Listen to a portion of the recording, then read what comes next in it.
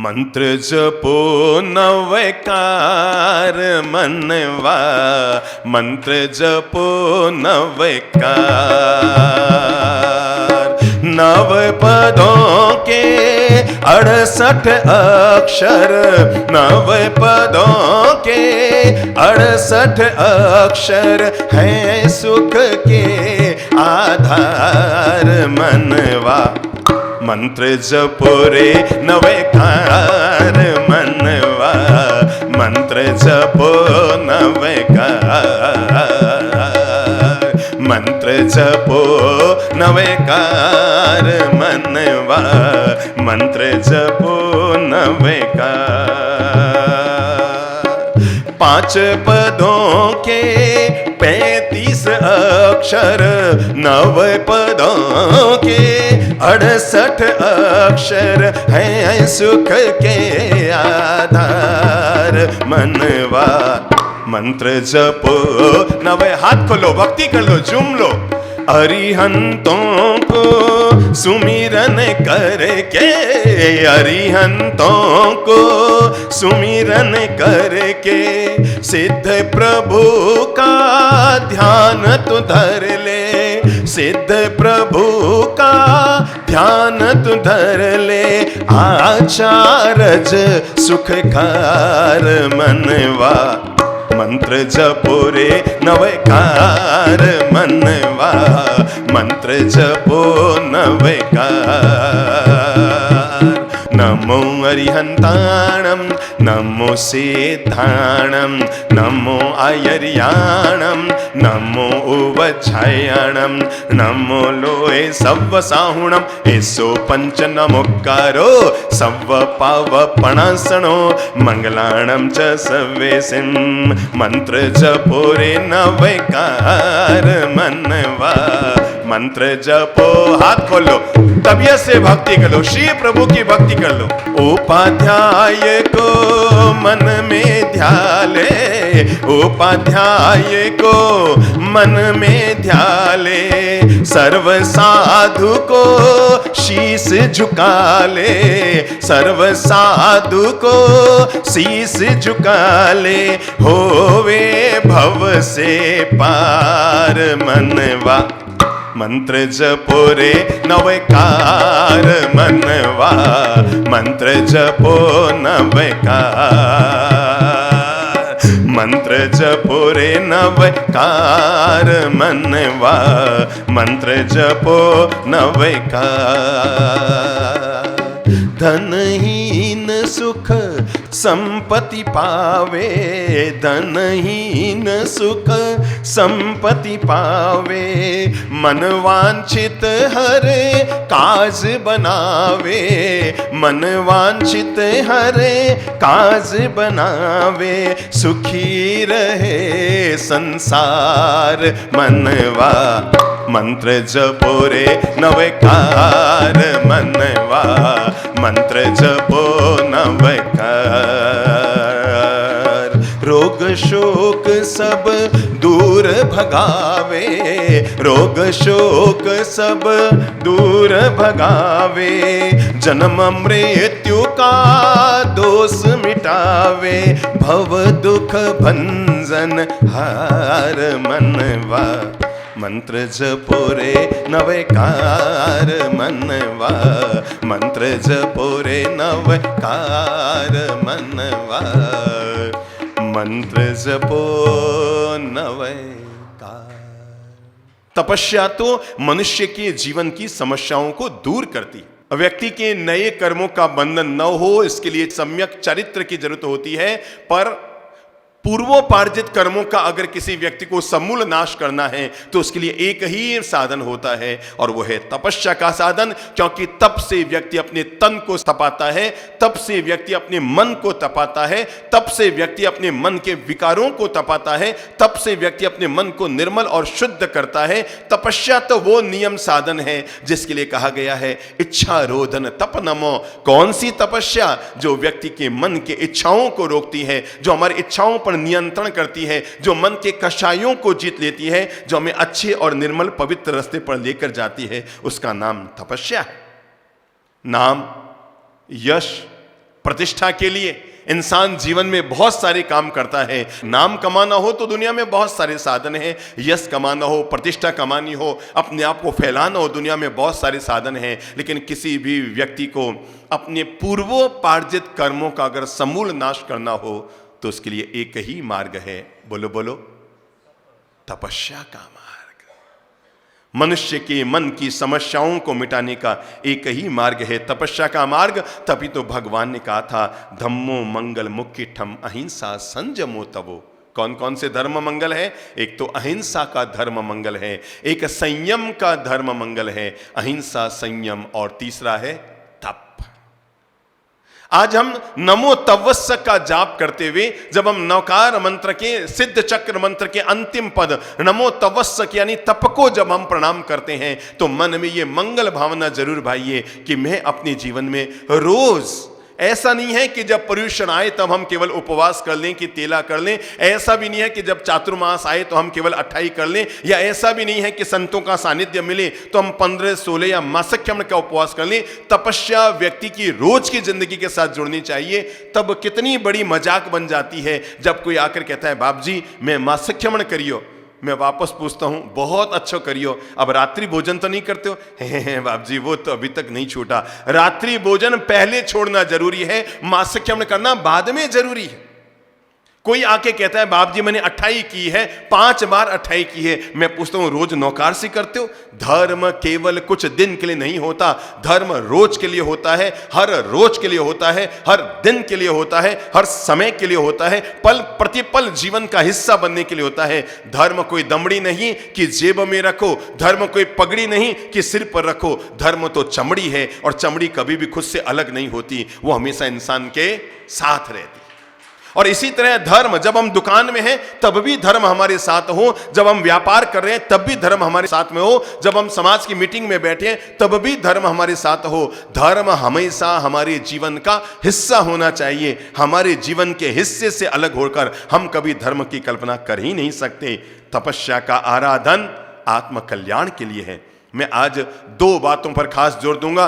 पहला अनुरोध करूंगा, तपस्या को हमेशा आत्म साधना के लिए जोड़ा जाना चाहिए, आडंबर के साथ नहीं जोड़ा जाना चाहिए। एक परंपरा ठीक की जानी चाहिए, और वह है किसी ने 28 की तो अब 1000 लोगों का खाना करो, किसी ने मासख्यमण किया तो 2000 लोगों का लोग खाना करते हैं। और आपको पता है, मेरे पास जिंदगी में कई बार ऐसी माताएं आई है और आकर कहे, बाप जी मासख्यमण करने की इच्छा तो हो रही है पर घर साथ नहीं देता है। मैंने कहा, भाई आपके पतिदेव को बुला दो, मैं समझा देता हूं धर्म। अरे बाप जी वो बात नहीं है, घर साथ नहीं देता है। मैं समझा नहीं कि बाप जी मासख्यमण करो तो वरगुड़ा निकालना पड़ता है, फिर बड़ी प्रभावनाएं करनी पड़ती है, समाज का जीवन करना पड़ता है, फिर और खर्चे करने पड़ते हैं, चढ़ावे करने पड़ते हैं। तो घर का मतलब क्या था उनका? घर वाले नहीं, यानी धन उनका साथ नहीं देता है। मुझे लगा जो तपस्या आत्म कल्याण से जुड़ी हुई थी, कितना मजाक हो गया, वो तपस्या धन के साथ जुड़ गई। और कभी कभी पत्रिकाएं पढ़ता हूं ना, जिसमें लिखा रहता है 8 उपवास करने वालों को किसकी प्रभावना? स्टील के सेट की प्रभावना, 15 उपवास करने वालों को चांदी की प्याली की प्रभावना, और मासख्यमण करने वालों को सोने की चैन की प्रभावना। तपस्या तो आत्मा को प्रभावित करने के लिए की जाती है, तपस्या कोई प्रभावनाओं को प्राप्त करने के लिए थोड़ी की जाती है। मैं पहला अनुरोध समाज के हर वर्ग व्यक्ति से करना चाहूंगा, तपस्या शुद्ध तपस्या होनी चाहिए, उसमें केवल आत्म आराधना होनी चाहिए, प्रभु का भजन होना चाहिए, मन की दशाओं को शुद्ध करे, ध्यान करे, आराधना करे, शांतिपूर्वक अपने समय का आनंद ले, वो आदमी की तपस्या होती है। मैं एक घर में गया था, एक अमीर परिवार था, माँ जी ने मासख्यमण की तपस्या की तो परिवार के लोग मुझे लेके गए, बाप जी पचखाण वास्ते पधारो। मैं कह चलो भाई। मैं उनके घर गया तो देखा वही सैकड़ों लोग आए हुए हैं, बाहर रसोइये काम कर रहे हैं, और नमकीन बन रही है, मिठाइयाँ बन रही है, और इधर चाय के वो डिब्बे भरे जा रहे हैं, कॉफियाँ चल रही है। मैंने कहा, भाई अभी तो 25वां 26वां उपवास है, अभी अभी भाई पारने के बाद तो जीवन करते हैं पहले। अरे बाप जी शहर में नाम चलता है, दिन भर सब लोग साता पूछने आते हैं, अब घर पे आए व्यक्ति को खाली थोड़ी रवाना किया जाता है, तो फिर नाश्ता पानी। मैंने कहा अंदर तो चल रहा है उपवास और बाहर चल रहा है जीवन, और वो मिठाइयां, नमकीन और चाय कॉफी सब चल रहे थे, बाहर बन रहे थे, लोग बाहर प्लेटें सजी हुई है, नाश्ता कर रहे हैं, जा रहे हैं। उनके दोनों बेटे मुझे वापस पहुंचाने के लिए आए तो मुझे कहने लगे, बाप जी, मैंने कहा ये क्या ये नाश्ता पानी तपस्या में? बाप जी समाज में नाम चलता है, दिन भर लोग साता पूछने आते हैं। मैंने कहा 3 दिन बाकी है ना, एक काम करो, मैं जहाँ पहुँचा था वहाँ समाज में 50-60 एक मालाएं पड़ी थी। मैंने कहा एक काम करो, ये 50-60 मालाएं घर पर ले जाओ, अब 3 दिन के लिए नाश्ता बंद कर दो, और जो भी आए उसको बोलना विराजो सा एक नौकार मंत्री माला जपो सा। क्या शुरू कर देना? विराजो सा एक नौकार मंत्र की माला जपनी शुरू कर दो। क्या? मैंने कहा मेरा कहना मान, हो गया ना, 10 दिन तक नाश्ता पानी हो गया, अब नाश्ता पानी बंद कर दो और अब ये काम शुरू कर दो। वो वास्तव में ले गया मालाएं 50-60, घर पे आया, मम्मी पापा सबको समझाया। पहले सबने कहा नहीं नहीं इतने दिन तो नाश्ता था। अरे गुरु महाराज ने मना किया, अब तो माला जपानी है। अब उन्होंने मालाएं टांग दी खूंटियों पर, जो आए उसको बोले विराजो सा नौकार मंत्री माला जपो सा, पूरी मंत्री माला जपो सा। 3 दिन बाद मुझे फिर वो लेके गए मंगल पाठ सुनाने, पचखान कराने। मैंने देखा पूरे घर में उस तपस्वी और परिवार के अलावा कोई बंदा नहीं था, क्योंकि मालाएं जब आ गई तो माल वाले लोग गायब हो गए। मालाएं अगर आ गई तो माल वाले लोग गायब हो गए। ये तपस्या माल के लिए नहीं, ये तपस्या माला के लिए होती है। और मैं इसीलिए आप लोगों को अनुरोध करना चाहता हूं, हमें अपनी तपस्या का उपयोग आत्म कल्याण के लिए करना चाहिए। भगवान ने तपस्या के 2 रूप दिए हैं, बाहर की तपस्या, भीतर की तपस्या। कहते हैं अगर सबसे उपवास नहीं हो सकता, इसका मतलब वो नहीं तक तपस्या नहीं कर सकता। भगवान कह रहे हैं पहली तपस्या का चरण है और उसका नाम है अनशन। क्या नाम है? अनशन। पूर्ण कायिक व्यक्ति त्याग नहीं कर सकता, आंशिक आंशिक त्याग करो। जैसे आपने 12:30 बजे खाना खा लिया, मन में नियम ले सकते हो, अब मैं 5 बजे तक अपने मुंह में कुछ भी नहीं डालूंगा। हो गई ना 4 घंटे की तपस्या। 1 बजे खाना खाया, 5 बजे तक का नियम ले लिया। वैसे कोई दिन भर तो खाना है नहीं, 4 घंटे का अपने अगर नियम पाल लिया तो बात सद गई। नियम ले लो सब, महीने में कम से कम 20 दिन। मैं तो कहूंगा वो व्यक्ति जिसने कम से कम 50 साल की उम्र पार कर ली है, उस हर व्यक्ति को अपने जीवन में और कोई धर्म की आराधना होती हो तो अच्छी बात, और अगर ना होती हो तो कम से कम भगवान श्री महावीर का शावक होने के नाते इतना संकल्प तो करना ही चाहिए कि मैं अब रात्रि भोजन उपयोग नहीं करूंगा। मुझसे उपवास तो अच्छी बात, तेला हो अच्छी बात, पर कम से कम नवकारसी, समझते ना नवकारसी, सूर्योदय के 48 मिनट बाद अपने मुंह में कुछ भी डालना, इसका नाम नवकारसी है। मैं कम से कम नवकारसी करूंगा। दूसरी तपस्या का चरण है, उसका नाम है उनोदरी। उनोदरी का मतलब होता है भूख से कम खाना। ये बहुत तिरीखी रहो, उपवास करना सोरा, पर उनोदरी करना दोरा। कैसे बताऊं? उपवास में तो आपने गुरु महाराज से जाके नियम ले लिया, बाप जी आज 24 घंटे भोजन का उपवास हो गया ना, तपस्या सद गई। पर उनोदरी, खाना खाने बैठे हैं, 10 चीज आपके सामने हैं, पर भगवान कहते हैं भूख से क्या कम खाना है।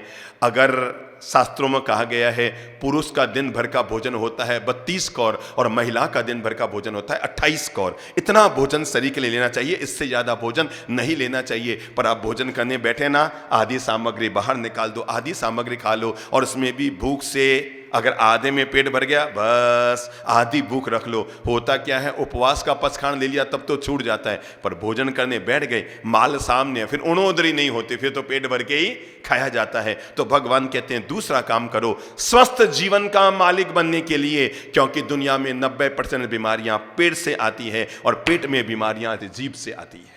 सो आदमी को चाहिए कि वो दूसरा काम करे, भूख से कम खाए। और तीसरा जो भगवान ने हमें तब दिया है उसका नाम है वृत्ति संक्षेप, यानी भोजन करने बैठे ना, अगर 12 आइटम बने हैं, शादी में गए, हो सकता है सामने वाले ने विवेक न रखा और 70 आइटम बना दिए। उसे विवेक रखना चाहिए था कि सादगीपूर्ण भोजन करता, पर वो विवेक न रख पाया और उसने 40 आइटम बना दिए। पर उसने 40 आइटम इसलिए नहीं बनाए कि आप 40 के 40 खाएं, उसने 40 आइटम इसलिए बनाए कि आप उसमें से कोई भी 8-10 पसंद वाले खाएं। और मैं तो कहता हूं हर शादी ब्याह में एक बोर्ड जरूर लगाना चाहिए, साहब ये इतने आइटम है, आप इनमें से कोई भी 5-7 पसंद के आइटम स्वीकार कीजिए। अरे भाई आप पसंद का खा सके इसलिए बनाया, सब खा ले इसके लिए थोड़ी बनाए। पर हम कॉफी से लेकर के कहां तक, यहां तक शुरू हुआ, और जब वहां पहुंच गए तब उसने कहा अरे वो डोसा खाया, मुझे तो नजर ही नहीं आया, पेट तो पूरे भर गए, वापस वहां से पहुंचे डोसा तक। वृत्ति संक्षेप, यानी जितनी चीजें बनी है उनमें से कुछ कम, ठीक है ना, उनमें से कुछ कम खाएं। और चौथा जो हमें कहा गया है वो है रस का त्याग। व्यक्ति जहां तक हो सके विगय, यानी दूध, दही, घी, शक्कर, तला हुआ, मिठाइयां, इनका उपयोग कम से कम करे। तपस्या का पांचवा चरण कहा गया है वो है काया क्लेश, यानी कभी कभी योगासन करे, पद्मासन में लगा के ध्यान करें, वज्रासन लगाकर ध्यान करें, कभी कभी हो सके ना लुंचन भी बाल का करा लें। इससे पता लगेगा कि शरीर में कितना साध चुका हूं। काया क्लेश का मतलब शरीर को सताना नहीं है, काया क्लेश का मतलब शरीर को साधना है।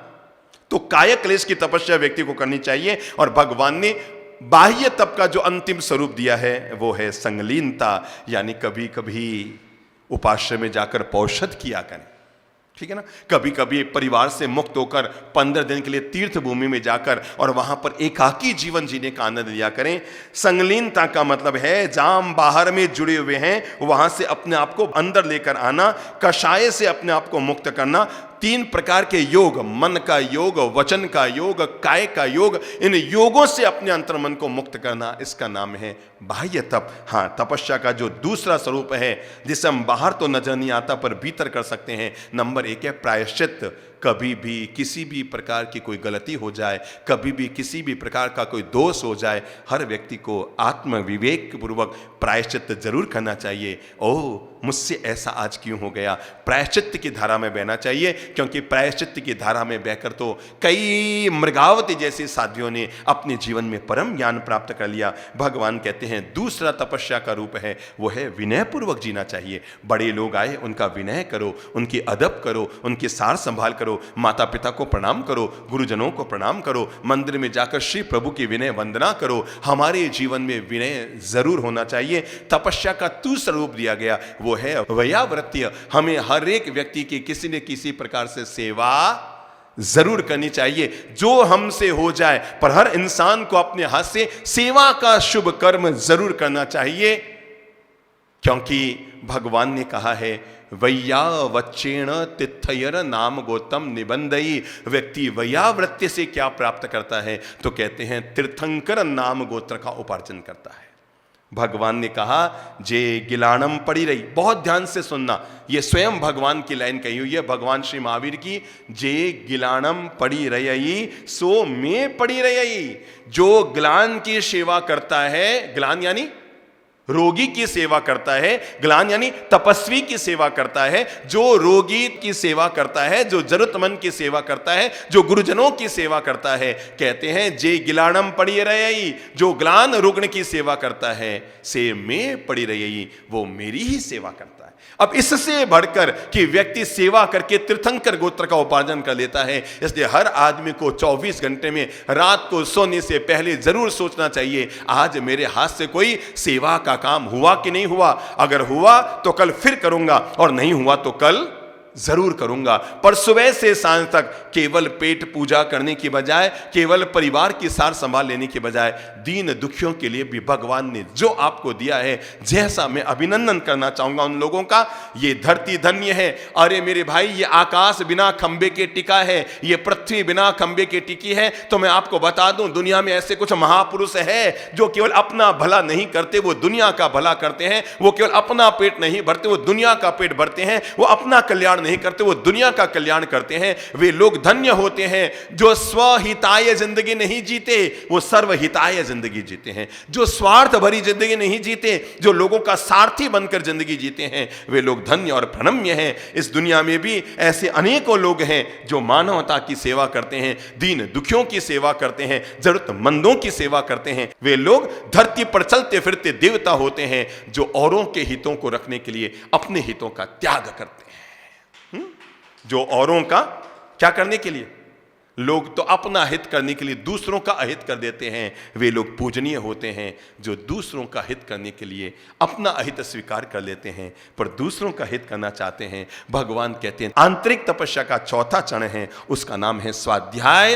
हर व्यक्ति को रोज संभव नहीं है कि वो उपवास कर सके, वर्षी तप कर सके, मासक्रमण कर सके, पर हर व्यक्ति के लिए जरूरी है वो थोड़ी देर ही सही पर अच्छी पवित्र किताबों का स्वाध्याय जरूर करे। और 5वां चरण है तपस्या का, वो है ध्यान। ये तपस्या का मूलभूत चरण है, क्योंकि तीर्थंकरों ने जो भी साधना की उस साधना का नाम ध्यान था। और अंतिम क्षण है वो है कायोत्सर्ग। अपने शरीर के प्रति मोह रखने के बजाय, अपने शरीर के प्रति ममता रखने के बजाय हर व्यक्ति को कायोत्सर्ग करते हुए आत्मलीनता में जरूर गुजरना चाहिए। ये छोटे छोटे तपस्या के रूप थे जो श्री प्रभु ने हमें बताया है। अब मैं सीधा लेकर आ रहा हूं श्रीपाल और मैना सुंदरी की कहानी को समापन की ओर। कहती हैं श्रीपाल ने राजा प्रजापाल तक सूचना भिजवा दी कि या तो युद्ध करने के लिए तैयार हो जाएं और या फिर अपने कंधे पर कुल्हाड़ी रखकर नगर के बाहर आए। नगर वासियों ने, सभापतियों ने, नगर के सभासदों ने राजा को यही सलाह दी कि राजन, अब आपके लिए यही उचित है कि आप कंधे पर कुल्हाड़ी लेकर जाएं ताकि हम हार से बच सकें। मरता आखिर क्या न करता। राजा प्रजापाल ने कहलाया, कल सुबह मैं आ रहा हूं। कंधे पर कुल्हाड़ी रखकर और नंगे पांव राजा प्रजापाल नगर के बाहर आते हैं और जैसे ही राजा को आते हुए देखते हैं, श्रीपाल, मैना सुंदरी, रानी कमल प्रभा सब के सब सामने जाते हैं, राजा का सम्मान करते हैं और कुल्हाड़ी राजा के कंधे से रखवाते हैं। घुटने टिकाकर श्रीपाल राजा प्रजापाल को प्रणाम करते हैं। मैना सुंदरी अपने पिता को प्रणाम करती है और जब राजा प्रजापाल इतनी अपार रिद्धि सिद्धि के साथ, इतने अपार ऐश्वर्य के साथ, इतनी अपार सैन्य दल के साथ और इतनी अपार संपदा के साथ अपने कंवर साहब यानी अपने दामाद, अपने जमाई को देखते हैं,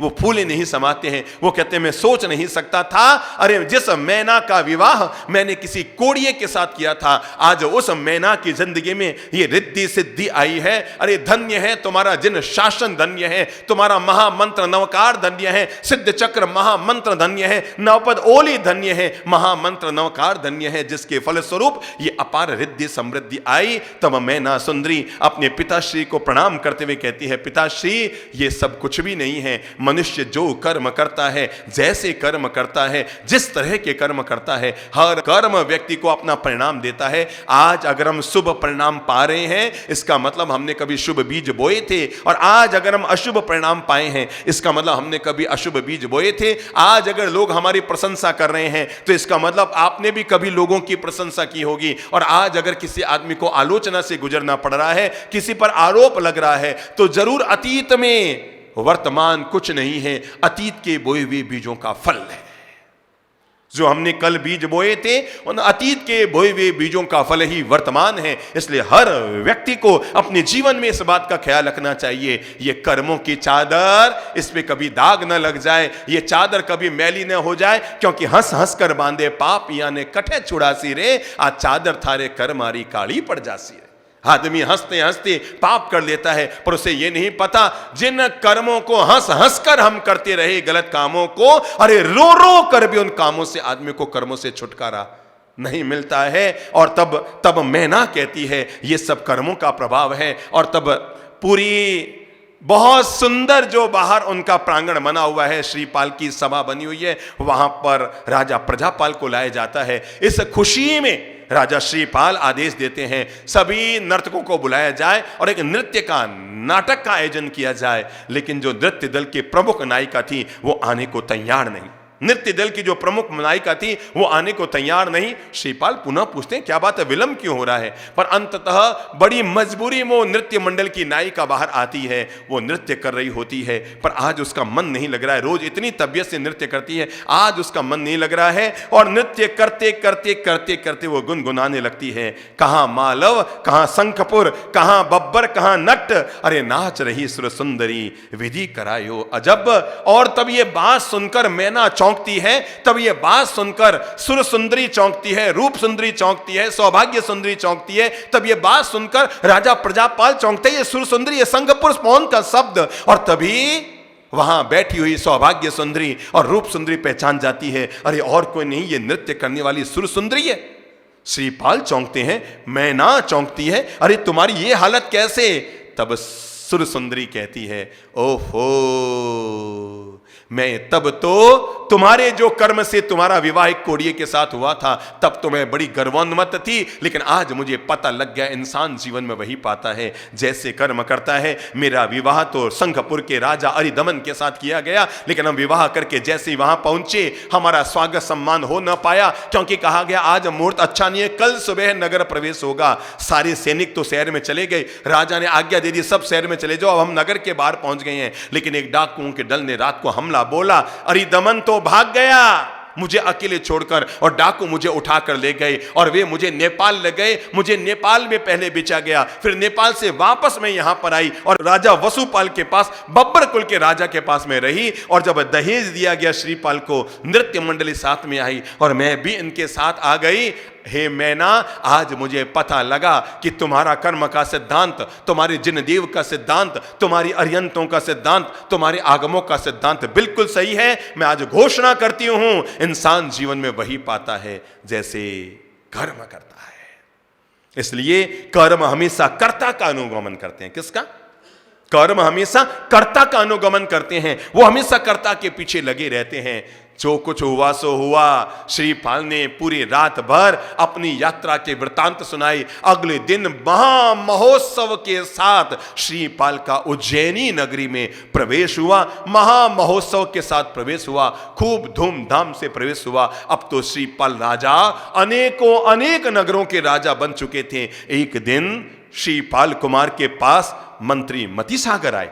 वही मंत्री मतिसागर जिन्होंने 5 वर्ष की उम्र में श्रीपाल की जान को बचाने के लिए मौत के मुंह से बाहर निकलाया था और उनकी मां से कहा था कि आप अपने बेटे को लेकर यहां से निकल जाओ, पीछे की व्यवस्था मैं संभालूंगा, क्योंकि इसका चाचा अजित सेन अपने मन में कुटिल बुद्धि ला चुका है और वो श्रीपाल की हत्या करने की योजना बना चुका है। मां लेकर भगी थी, लेकिन मंत्री मतिसागर वहीं पीछे रह गए। श्रीपाल ने मतिसागर को बुलाया, उन्हें अपना महामंत्री बनाया। एक दिन मतिसागर ने, रानी कमल प्रभा इधर बैठी थी, मेरा सुंदरी इधर बैठी थी, बीच में श्रीपाल राजा बैठे थे। तो मतिसागर ने श्रीपाल से कहा कि हे महाराज, आपने पूरी दुनिया को जीत लिया, पूरी दुनिया का साम्राज्य प्राप्त कर लिया, लेकिन षड्यंत्र पूर्वक आपके चाचा ने आपके ही पिता का राज्य हथिया लिया था और जिस पर मैंने आपका राज्याभिषेक कराया था, लेकिन षड्यंत्र करके अपना अन्याय पूर्वक उसने आपके राज्य को हड़प लिया था। जब तक आप अपने पिता का राज्य वापस हासिल न कर ले, तब तक आपकी विजय अधूरी कहलाएगी।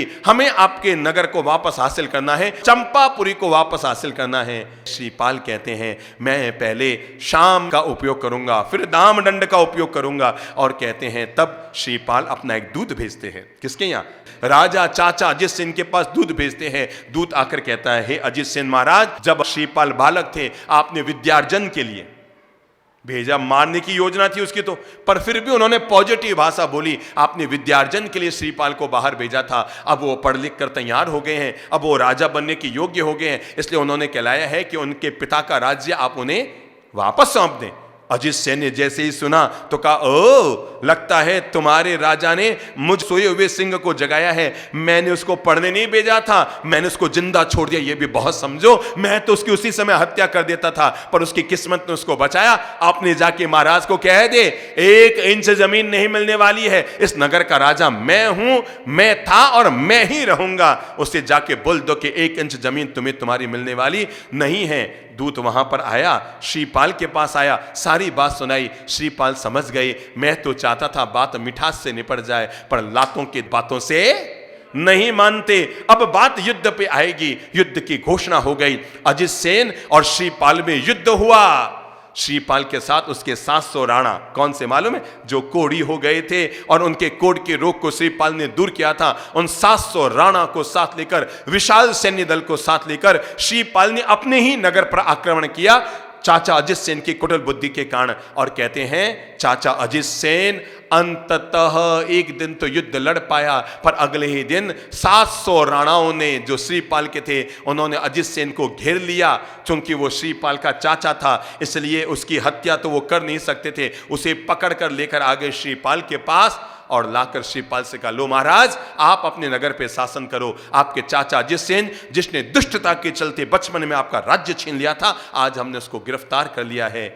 श्रीपाल जैसे ही चाचा अजित सेन को देखते हैं, वो उन्हें प्रणाम करते हैं और प्रणाम करके अपने 700 उन राणाओं से कहते हैं, इनको मुक्त कर दो बंधन से। और मुक्त करके श्रीपाल कहते हैं, हे चाचा अजित सेन, मुझे कोई राज्य से मोह नहीं, आपके भीतर पलने वाले झूठे दब्ब को मुझे खत्म करना था। मैं ये राज्य वापस आपको सुपुर्द करता हूं, आप मेरे वडील हैं, आप राज्य का संचालन करें। लेकिन श्रीपाल कुमार के इतने बड़े दिल को देखकर चाचा अजित सेन के भीतर वैराग्य जग जाता है और वो कहते हैं, ओह मैं कितना निष्ठुर था, मैं कितना अन्यायी था, मैंने कितना षड्यंत्र किया था। अरे जिस जमीन के लोभ में आकर मैंने अपने ही भतीजे की हत्या करने की योजना बना दी थी, आज वो जीता हुआ राज्य वापस मुझे लौटाने जा रहा है। और तब कहते हैं चाचा अजित सेन के भीतर वैराग्य पैदा हो गया और वैराग्य वासित होकर उन्होंने अपने भतीजे श्रीपाल से कहा, मैंने संसार को देखा, संसार के स्वरूप को देखा, मैंने बहुत अशुभ कर्मों का बंधन किया है, मैंने तुम्हारी माँ और तुम्हारे साथ बहुत अन्याय किया है, मैं अपने आप को पापों से मुक्त करना चाहता हूं और श्रीपाल अब मैं दीक्षा स्वीकार करना चाहता हूं। कल तक जिस व्यक्ति का मन अशुभ विचारों की श्रेणी में बैठा था, लेकिन श्रीपाल की संगत पाकर, उसके उदार हृदय को देखकर अजित सेन के भीतर वैराग्य पैदा हो गया। वहीं पर चाचा अजित सेन ने मुनि दीक्षा स्वीकार कर ली, संत जीवन स्वीकार कर लिया। तब श्रीपाल ने उन्हें बहुत विधि पूर्वक, पूरे सैन्य दल के साथ विधि पूर्वक उन्हें प्रणाम किया और बहुत धूमधाम के साथ श्रीपाल का अपने ही नगर में लाखों लाख नगरवासी उमड़ कर आ गए, क्योंकि जो 5 साल का राजा निकला था यहां से, आज वो पूरी दुनिया का राजा बनकर वापस अपने ही नगर में आ रहा है। बहुत धूमधाम से उनका पुनः राज्याभिषेक, एक बार राजा अगर राजगद्दी से उतर जाता है और अगर दोबारा बैठता है तो पुनः उसका राज्याभिषेक होता है। जैसे कोई मुख्यमंत्री चुनाव में लड़ा और वापस वो मुख्यमंत्री की सीट पाता है, तब भी दोबारा शपथ ग्रहण समारोह होता है, वैसे ही दोबारा राज्याभिषेक हुआ। मंत्री मति सागर ने खूब धूमधाम से विधिवत सिद्ध चक्र महामंत्र के चित्रपट को स्थापित करके और उन राजसभा में श्रीपाल कुमार ने वापस अपनी राजगद्दी प्राप्त की। रानी कमल प्रभा की नयन प्रेम और श्रद्धा और विश्वास के आंसुओं से भर चुके थे और तब रानी कमल प्रभा ने मैना सुंदरी को अपने हृदय से लगाकर कहा, बेटा भगवान करे सबको तुम्हारे जैसी बहू मिले बस। अरे मेरे कुल का तुमने नाम रोशन कर दिया, मेरे कुल को तुमने गौरवान्वित कर दिया। अरे आज हमने जो कुछ पाया है इस महान बहू के बलबूते पाया है। हे मैना, हमारा वंश युगों युगों तक तुम्हारा ऋणी रहेगा। मैना ने कहा, मां ये काहे का ऋण है? अरे इंसान जो कुछ पा रहा, मेरा तो प्रबल विश्वास है इंसान के भाग्य, इंसान के कर्म, इंसान की नियति जहां उसे लेकर जाती है। जो कुछ पाया मां, ये आपकी कृपा से हम सब लोगों ने पाया। तब राजा श्रीपाल विधिवत अपनी राज्य की स्थापना करते हैं। मंत्री सागर को महामंत्री बनाया जाता है और धवल सेठ के जो 3 बेटे थे, श्रीपाल उनको भी नहीं भूले और उन तीनों बेटों को बुलाते हैं, अपना उपमंत्री बनाते हैं। इतना ही नहीं, जो 700 कोड़ियों ने श्रीपाल की जान बचाई थी, कहते हैं ना महान व्यक्ति वो होता है जो महान बनने के बाद में अपने से छोटों को याद रखता है। अपने उन 700 कोड़ियों को उन्होंने 700 जनपद देकर उनका राणा घोषित कर दिया। इतना ही नहीं, उन्होंने मैना सुंदरी को अपनी पट रानी के पद पर घोषित कर दिया और शेष जो 8 पत्नियां थी उनको रानी का पद प्रदान किया। इस तरह श्रीपाल का शासन बहुत आराम से चलने लगा।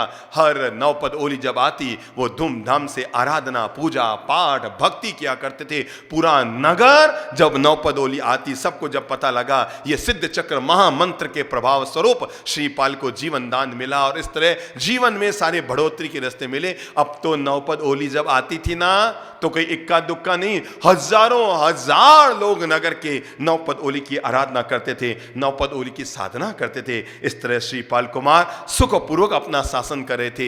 एक बार विचरण करते करते अजित सेन मुनि, जो कौन थे? श्रीपाल के कौन थे? वो चाचा थे, वो मुनि बन गए थे और पद यात्रा करते करते करते करते उसी नगर में आ गए, अपने ही नगर में आ गए, चंपा नगरी में। और वहां पर आए जब श्रीपाल को पता लगा कि मुनि अजित सेन पधारे हैं, तब श्रीपाल ने बहुत धूमधाम से उनका स्वागत किया, पूरी राजसभा के साथ उनके वंदना को गए।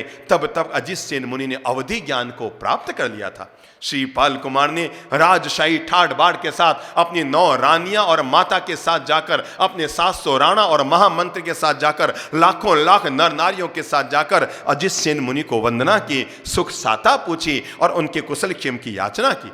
जब अजित सेन मुनि प्रवचन दे रहे थे तो प्रवचन पूर्ण होने के बाद श्रीपाल राजा खड़े हुए और खड़े होकर राजा ने कहा, हे मुनिवर, हे महाभाग, आज हम धन्य हुए हैं, आपका हमारे नगर में आगमन हुआ है, हमारे नगर का कण कण धन्य हुआ है, हमारे नगर का बच्चा बच्चा धन्य हुआ है। हमारे भाग्य जगे हैं कि मुनिजन आज हमारे नगर में आए हैं। उस नगर के क्या कहने जिस नगर में मुनिजनों का आगमन हो जाता है, उस घर का क्या कहना जिस घर में मुनिजनों का आगमन हो जाता है, और उन इंसान का क्या कहना, जो मुनिजनों का सानिध्य पाकर खुद भी मुनि जीवन स्वीकार कर लेता है वो तो महा सौभाग्यशाली होता है। श्रीपाल ने मुनिराज को वंदना की और वंदना करके कहा, हे महाभाग, हे मुनिवर, हे शांत मुनिवर, मुझे इतना सा बताएं, ये मेरे जीवन में इतना उठा पटक क्यों हुआ? राजा के घर में जन्मा, कोड़ियों के दल में गया, मेरे ही चाचा से दुश्मनी पलती रही और कोड़ियों के दल में गया, मुझे कोढ़ का रोग हुआ और फिर ये मैना सुंदरी का मिलना और फिर मुझे इस तरह से पूरे दुनिया भर में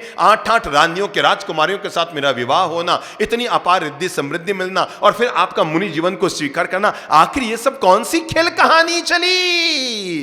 तब चाचा अजित सेन मुनि श्रीपाल कुमार के लिए शुभकामना करते हुए कहते हैं, लो श्रीपाल, मैं तुम्हारे अतीत में तुम्हें लेकर जाता हूं। सच्चाई तो यह है, मैना सुंदरी का जो सिद्धांत था, जिसने जिन धर्म के सिद्धांत को अक्षुण्ण रखने के लिए कोड़िए के साथ भी विवाह करना स्वीकार किया था, पर उसके सिद्धांतों ने वो परिणाम दिया कि आज मैना पूरी दुनिया की महारानी बनी हुई है और इस वंश की पटरानी बनी हुई है। सच्चाई तो यह है कुमार, पिछले जन्म में यही भरतवर्ष में हिरण्यपुर नगर में श्रीकांत एक राजा था, उसकी धर्म पत्नी महारानी का नाम था श्रीमती।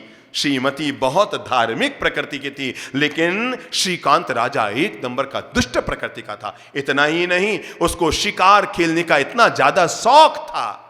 मैं आज तक समझ नहीं पाया लोग शिकार क्यों खेलते हैं और निरपराध जीवों का वध क्यों किया करते हैं। अरे खाने को मिल रही है जब गेहूं की रोटियां, तो क्यों इंसान खाता है किसी जानवर की बोटियां? जब इंसान को शुद्ध शाकाहारी भोजन करने को दुनिया में उपलब्ध है, तो आदमी किसी का वध करके, किसी का हनन करके, किसी को पीड़ा पहुंचाने का पाप क्यों करता है? पर श्रीकांत राजा, उसको शिकार खेलने का इतना ज्यादा शौक था, वो रोज जाता और रानी रोज उसको समझाती है, महाराज क्यों ये पाप करते हो, क्यों ये गलत काम करते हो? पर वो कहां सुने अपनी पत्नी के, तू नहीं समझती, तू नहीं समझती, तू नहीं समझती। ना समझ लोग कुछ ऐसे भी होते हैं जो अपनी पत्नी को झाड़ते हुए बोल देते हैं, तू नहीं समझती। अरे नहीं समझती थी तभी तो तुम्हारे साथ शादी की, समझ होती तो थोड़ी ही करती बेचारी। पर हम लोग 1 मिनट में आप लोग कह देते हैं अपनी पत्नी से, तू हमजे को नहीं, तू हमजे को नहीं।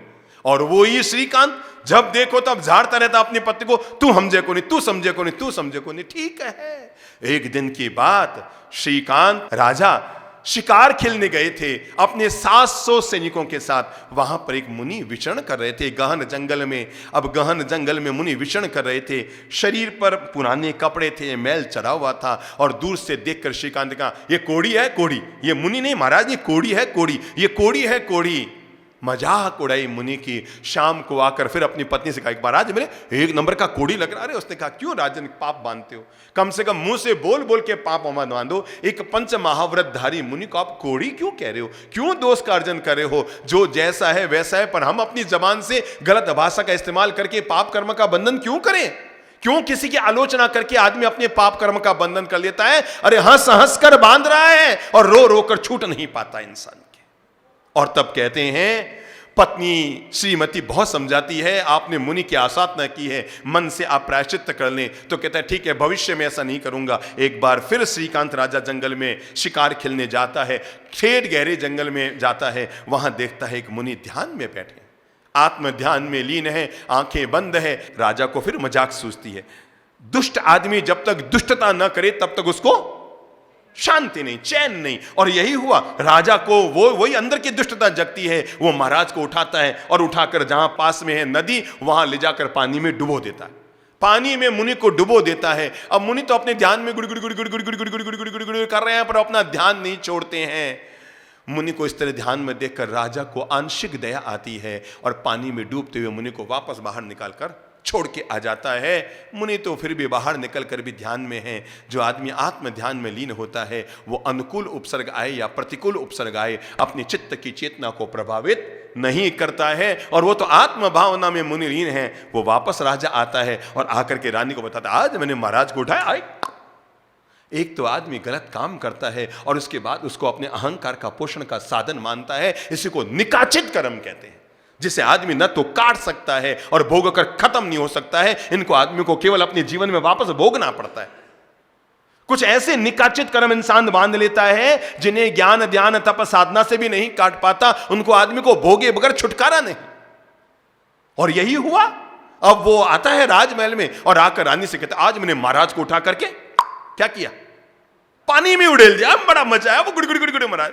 अरे रानी ने कहा महाराज क्या कर रहे हो आप, ये कितना बड़ा पाप किया अपने आप को पता है? अरे कितने जन्मों तक भोगेंगे ना इसका फल, तो भी छुटकारा। सामान्य आदमी को, किसी जीव जंतु को तकलीफ देना पाप है, किसी सामान्य इंसान को। और आपने मुनि को तकलीफ दी, मुनि की आसाधना की, आपने मुनि को परिचय दिया। अरे हम तो जानवरों से भी बदतर है, जो एक संत को आप तकलीफ देकर आए राजन, और ऊपर से आप हंस रहे हैं। और तब रानी को इतना बुरा लगा, इतना बुरा लगा, मतलब मैं राजमहल में रहने की बजाय किसी कुटिया में जाकर रह जाऊं, पर कम से कम ये पाप कर्म का बंधन मेरे आंखों के सामने ना हो। तब राजा उसे वचन देते हैं, अब मैं जीवन में कभी भी मुनि की आसाधना नहीं करूंगा। लेकिन फिर वही दुष्ट की दुष्टता।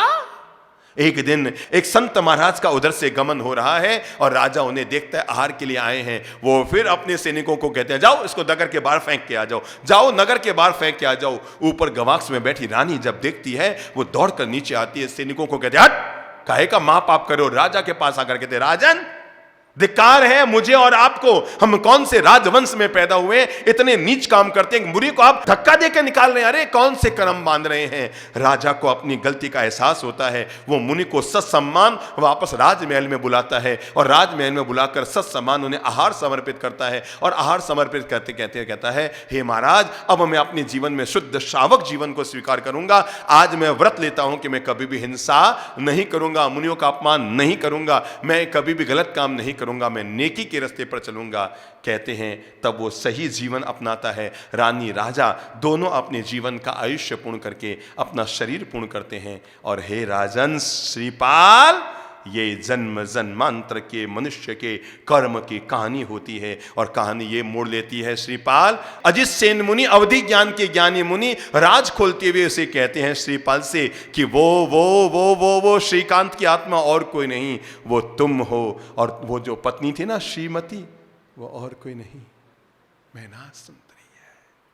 और इसकी जो 8 सखियां थी ना उस समय, जो इसको हमेशा धर्म आराधना पोषण देती थी, ये तुम्हारी 8 रानियां हैं। और जो 700 सैनिक थे ना जिन्होंने मुनि का अपमान किया था और पानी में औंधा पटका था, वो और कोई नहीं, ये 700 कोड़ी बने जिन्होंने मुनि को कोड़ी कोड़ी कहा था। और तूने मुनि को पानी में उल्टा डाला था, इसलिए तुम्हें भी जहाज से पानी में गिरना पड़ा। श्रीपाल कुमार अपनी अतीत की कहानी को जानते हैं, और तब वो प्रबल पुरुषार्थ के साथ कहते हैं, ओह, तो आज फिर जीवन में एहसास हुआ, इंसान वही पाता है जैसा कर्म करता है। मुझे जीवन में जो कुछ मिला, किसी का कोई दोष नहीं है। मुझे जीवन में जो कुछ मिला, किसी का कोई दोष नहीं, ये सब तो मेरे ही किए हुए कर्मों का फल मुझे वापस मिला। और तब कहते हैं इतना ही नहीं, तब वो अपने श्रीकांत राजा को पाठ पढ़ाते हैं कि तुम्हारे नगर के पास ही एक और नगर था जिसके राजा का नाम था सिंह। एक बार तुमने उसको परास्त करने के लिए उससे युद्ध किया, लेकिन वो तुम्हारे सामने प्रबल पड़ा और उसने तुम्हें वापस भगा दिया, पर तुमने उसके राज्य को छीनने की कोशिश की। हे श्रीपाल, वो राजा सिंह और कोई नहीं, मैं अजित सेन बना। पिछले जन्म में तूने मेरा राज्य छीना, इस जन्म में मैंने वापस तुम्हारा राज्य छीना। ये भव भवांतर तक व्यक्ति के कर्म उसके पीछा करते रहते हैं, उसके साथ चलते रहते हैं। श्रीपाल कुमार ने जब ये सारी कहानी सुनी, वो अपने राजमहल में आ गए। अब उन्होंने अपना जीवन और धर्म आराधना के साथ और आनंद महोत्सव के साथ और भक्ति भावना के साथ अपने जीवन को आगे बढ़ाना शुरू किया। और तब उन्होंने उनके 9 रानियों से 9 राजकुमार पैदा हुए। उनके सबसे बड़े बेटे का नाम था त्रिभुवन पाल।